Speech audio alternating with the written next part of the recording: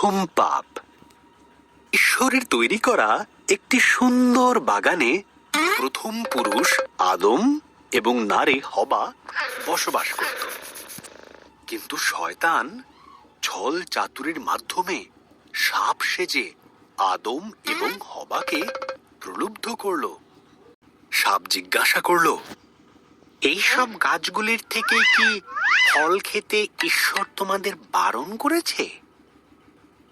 হবা উত্তর দিল, শুধু মাঝখানের গাছটির ফল খেতে বারণ করেছে, যদি খাই তাহলে মারা যাব।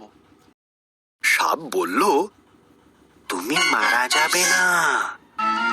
ঈশ্বরের ওই গাছ থেকে ফল খেতে না দেওয়ার পেছনে বিশেষ কারণ আছে। যদি তুমি খাও তবে তাঁর মতন হয়ে যাবে। তিনি যা জানেন তা তুমিও সব জানতে পারবে।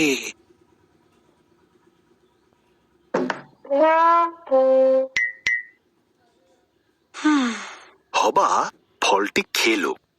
সে তার সঙ্গী আদমকে কিছুটা ফল খেতে দিল। আদমও ফলটি খেলো এবং খাবার পরেই তারা এমন কিছু জানতে পারল যা তাদের জানা ছিল না।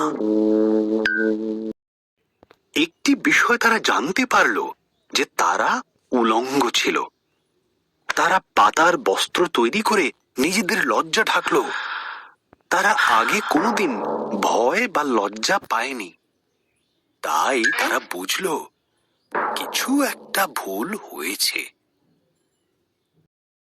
ঈশ্বর ডাকলেন, আদম, হবা। আদম উত্তর দিল, আমরা লুকিয়ে আছি, আমরা উলঙ্গ। ঈশ্বর দীর্ঘশ্বাস ফেলে বললেন, তোমরা ওই গাছের থেকে ফল খেয়েছ, তাই তোমরা জানো। তখন আদম হবাকে দোষ দিল, আর হবা সাপকে দোষ দিল।